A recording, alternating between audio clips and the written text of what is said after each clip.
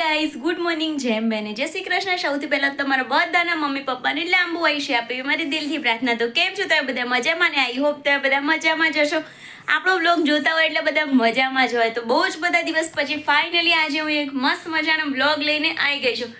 તમને બધાને એવું થતું હશે કે રોજ રોજ બ્લોગ કેમ નહીં બનાવતી? ગાઈઝ, રોજ રોજ હવે કેવું છે, તક્ષને બી વેકેશન પડી ગયું અને હું બી પછી ઘરમાં હોય ક્યાંય જઈ શકું નહીં. તો શું તમને રોજ એક ને એક કે હું આ ખાવા બનાવું છું, આ કરું છું તે કરું છું, રોજ એક ને એક વસ્તુ શું બતાવું?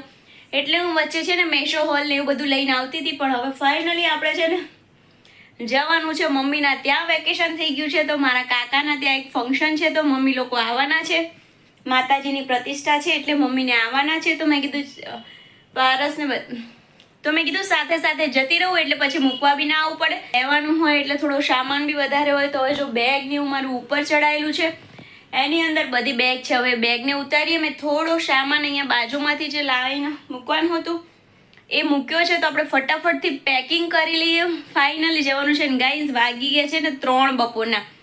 મારે છે ને 12 વાગ્યાની હું ફ્રી થઈ ગઈ હતી ને ત્યાંનું કરું હતું. પણ સાચું કહું, જો ત્યાં જવાનું હોય ને મમ્મીને ત્યાં એટલે મને ગમે બહુ જ એમ કે ભાઈ પિયર જવાનું તો કોને ના ગમે ગાઈઝ, બધાને ગમતું જ હોય. પણ કેવું છે, અત્યારે પપ્પા નથી ને એટલે ત્યાં મને એવું થાય કે ત્યાં રહું ને એટલે મને સાચું કહું અહીંયા કરતાં ત્યાં હવે વધારે સારું લાગે છે. એનું કારણ કે મારી નજર સામે હોય ભાઈ ભાભી મમ્મીને બધા કે આમ ફોનમાં જ કેવું સારું છે કરે, પણ નજર સામે હોય ને તો વધારે આઈડિયા આવે કે લોકો કેમ છે શું છે એમ.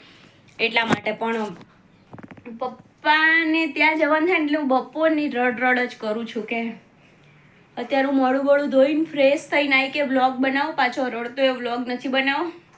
સારો કન્ટેન્ટ જ તમને આપીએ એના માટે. તો ગાઈઝ ત્યાં જવાનું થાય ને એટલે મને પપ્પાની બહુ જ યાદ આવે. એમ થાય કે પપ્પા આમ કરતા હતા તેમ કરતા હતા. અમે જઈએ ને એટલે કેટલી વાર તો ફોન કરે ક્યાં પહોંચ્યા. ખાલી સમાચાર લે પછી પાછા જવાબ બી એવો આપે. 2 દિવસ પહેલાં જ હું એવું યાદ કરતી હતી એમને. પાછા જવાબ એવો ભાઈ શાંતિથી આવજો તો ખાલી પૂછું છું એમ. શાંતિથી આવજો ખાલી પૂછું છું. એટલે એમ કે ફોન કરીએ છીએ ને તો ફટાફટ વ્હીકલ મતલબ સાધન જલ્દી ગાડી ના ચલાવે ને એના માટે થઈને એવું કહેતા. અને જ્યારે બી જઈએ ને ત્યાં પાછળ અમારે બંને બાજુ ગેટ છે, પાછળ મેઇન રોડ પડે છે. ત્યાં રોડ પર છે ને જાળી ખોલીને ઊભા જ હોય એમ. ગાડીનો હોર્ન વાગે ને કદાચ ના ઊભા હોય ને તો એ આવી જાય બધા એમ. એટલે અત્યારે મને બહુ જ યાદ આવતું હોય ત્યાં જવાનું થાય ને એટલે હું બપોરની આ મતલબ એટલું હૈયું ભરાઈ ગયું છે ને કે કોઈ વાત નહીં. એમ થાય કે બહુ જ યાદ આવી રહ્યા છે પપ્પા. 4 મહિના થઈ ગયા ગાઈઝ. અને બધા એવું કે હવે આગળ વધો, મૂવ ઓન થાવ, આમ કરો તેમ કરો. ગાઈઝ, જેને આવડા મોટા કર્યા હોય ને શું 4 મહિનામાં આપણે ભૂલી જવાનું એમ? મારો રોજ મેઇન એક જ ક્વેશ્ચન થાય છે મારા મગજમાં કે શું મને આવડી મોટી કરી અને હું 4 મહિનામાં ભૂલી જાઉં? તમે લોકો એમ કહેતા હોય કે બધાને અમુક એવું કે બધાને ત્યાં જ જવાનું છે ને, કે બધાને ત્યાં જવાનું છે, વાત બરાબર છે. પણ કોઈ સાજા માદામાં, બીમારીમાં કે ઉંમર થયા પછી જાય ને તો આટલું બધું ના લાગે. અચાનકથી એક્સિડન્ટમાં 4 દિવસ હોસ્પિટલમાં રહ્યા ને પછી જતા રહે. ને હોસ્પિટલમાં બી અમે તો એ જ આશામાં હતા કે અમે સારો થઈને પપ્પાને લઈ જશું. અમે તો પાછળનો બી એટલો બધો પ્લાન કર્યો હતો ને કે એટલું સરસ નવો અવતાર લઈને પપ્પા જવાના છે, મસ્ત એમનું વેલકમ કરશું આમ તેમ. ભગવાને બધો પ્લાન ચોપટ કર્યો હતો. મને આજે એવું થાય છે ભગવાનને એવી તો શું જરૂર પડી ગઈ એમ. તો આટલો હસતો ખીલતો પરિવાર વિખેરી નાખ્યો. અને બીજું કે મતલબ મારાથી કોઈ શબ્દો નથી ને ચલો એની કોઈ વાત નથી કરી તો આપણું પાછું ચાલુ થઈ જશે. હું ફટાફટથી પેકિંગ કરું, તમને મોટું બતાવું કે હું શું પેકિંગ કરું છું. ચલો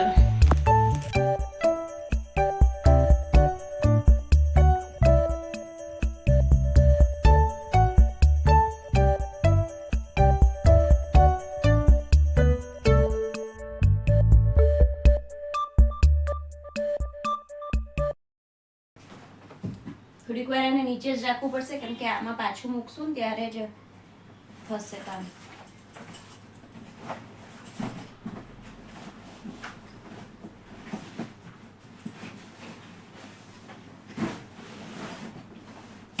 આ બેગ ભરી લઉં હું.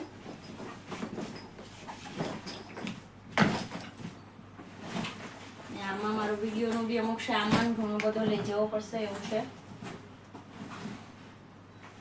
હમણાં નીચે જ રાખું છું, કેટલી બેગની જરૂર પડશે ને એના પછી આગળ વાત. ગાઈઝ, અને હા તમે છે ને હવે મસ્ત વ્લોગ આવવાના છે તો ત્યાંથી બી હું રોજ વ્લોગ બનાવવાની છું. તો તમને મારા વિલેજના વ્લોગ જોતા હોય, ગામડાના, તો ચેનલ સબસ્ક્રાઈબ કરી દેજો અને રોજ વિડીયો જોજો જો તમને જેથી નવા મસ્ત વ્લોગ મળતા રહે. અને બીજી વસ્તુ ત્યાંથી બી અમે જવાના છીએ એક જગ્યાએ, તો એ બધું બી એના માટે બી મારે થોડી વધારે પેકિંગ કરવાની છે. ક્યાં જવાના છીએ ને તમારે રોજ વિડીયો જોવો પડશે ને તો જ ખબર પડશે. બધા લોકો બહુ સસ્પેન્સ કરતા હોય છે, આપણે બહુ સસ્પેન્સ ક્રિએટ કરવાની જરૂર જ નથી. જો આજે મેં કહી દીધું છે હું જવાની છું, મમ્મી લોકો આવવાના છે, એટલે મમ્મી પાસે ત્યાં રહેવા માટે એને બી થોડું સારું લાગે ને મને બી થોડું સારું લાગે. ત્યાંથી પછી આગળ જવાના છીએ, એના માટે તમારે 1-2 વિડીયો જોવા પડશે.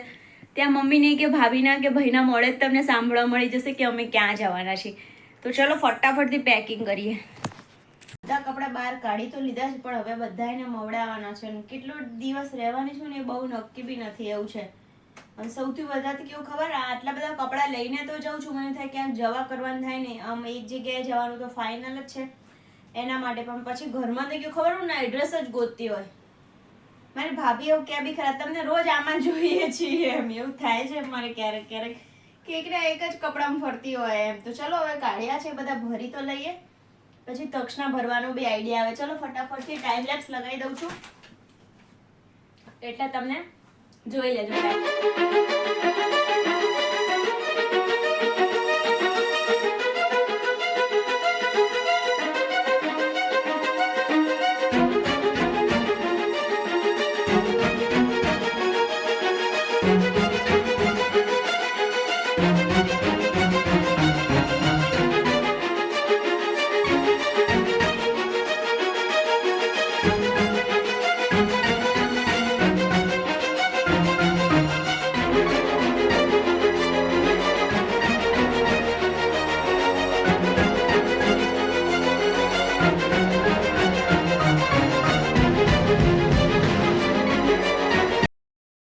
ગાઈઝ ફાઇનલી અહીંયા મારું પેકિંગ થઈ ગયું છે. હવે તક્ષનું પેકિંગ બાકી છે, પણ હવે રાત્રે કરીશ, કેમ કે તક્ષનું સુવાનો ટાઈમ થઈ ગયો છે. આમ તો કાલે નહોતો સૂઈ ગયો, પણ હું કહું કે 1-8 કલાક ટ્રાય કરું કે સૂઈ જાય તો એની બોડીને આરામ મળે ને એને થોડું સારું લાગે એના માટે. અને એક તો વિડીયો ચાલુ હોય ને એટલે વિડીયોમાં છે ને પંખાનો અવાજ આવતો હોય, એટલે મારે જો ફેન બી બંધ રાખવો પડે ને એસી બી બંધ રાખવી પડે, તો એટલી ગરમી લાગે થોડી વારે આમ પસીનો લૂછતા રહેવું પડે છે, એવું થાય છે.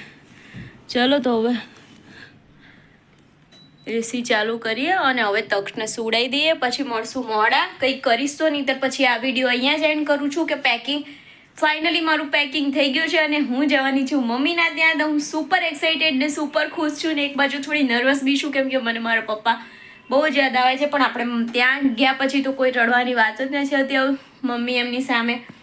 એટલે ચલો મસ્ત મજાનું રહેવાનું છે ને મસ્ત મજાનું કરવાનું છે. તો ફરીથી પાછા મળશું એક મસ્ત મજાના નવા વિડીયો સાથે. ત્યાં સુધી તમારી પ્યારી અપેક્ષાના બાય, જેમ બેન, જય શ્રી કૃષ્ણ. આવો નવો સપોર્ટ મને કરતા રહેજો, મને થોડી આગળ લાવતા રહેજો. Bye, love you, by.